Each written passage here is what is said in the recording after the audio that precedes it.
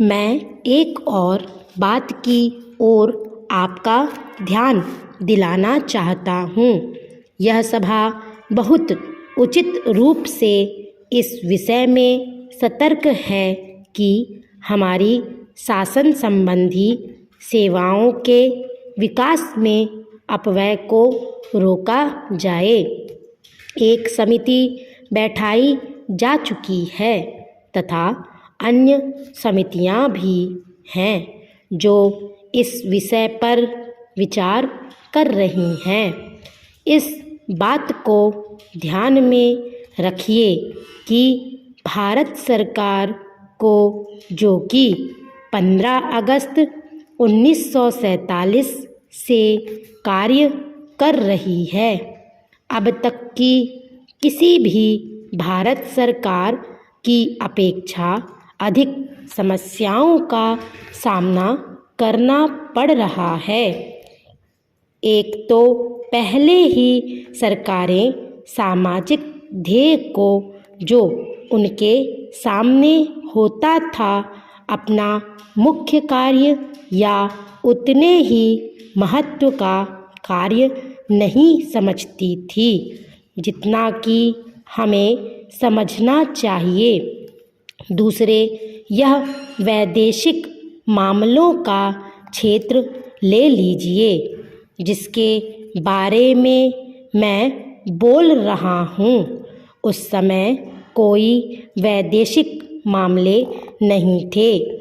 हमारे लिए अपनी वैदेशिक और अंतर्राष्ट्रीय स्थिति का निर्माण करना एक बिल्कुल नया प्रयास रहा है जिससे लाजमी तौर पर हमें यहाँ और विदेशों में अपने कर्मचारी वर्ग में बहुत काफ़ी वृद्धि करनी पड़ी है और बहुत धन व्यय करना पड़ा है।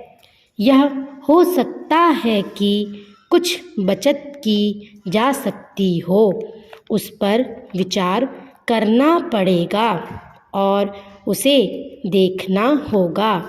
लेकिन आप स्वतंत्र राष्ट्र होते हुए उन वैदेशिक संबंधों के बिना काम नहीं चला सकते।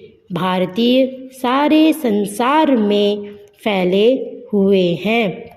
हमें उनके हितों को देखना है। प्रवासी भारतीयों के अतिरिक्त और भी हमारे हित हैं जिन्हें हमें देखना है।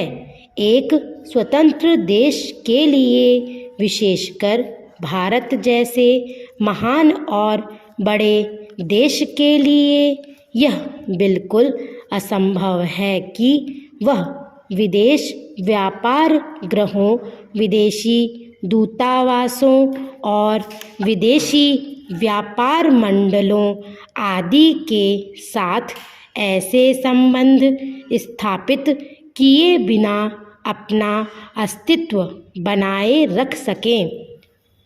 मैं इसकी चर्चा इसीलिए करता हूँ कि अक्सर इसकी आलोचना होती है कि हमारे दूतावास सारी दुनिया में फैले हुए हैं और कभी-कभी मुझसे कहा जाता है कि मुझे एक तरह की सनक हो गई है और यह कि मैं भारत की मुसीबतों को भूल जाता हूँ और मैं उन पर ध्यान नहीं देता और मैं सिर्फ राजदूतों को बाहर भेजने की बात सोचता रहता हूँ।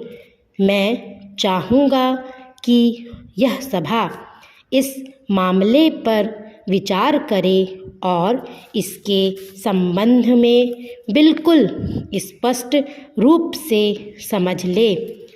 इससे पता चलता है कि लोगों को इसकी काफ़ी समझदारी नहीं है।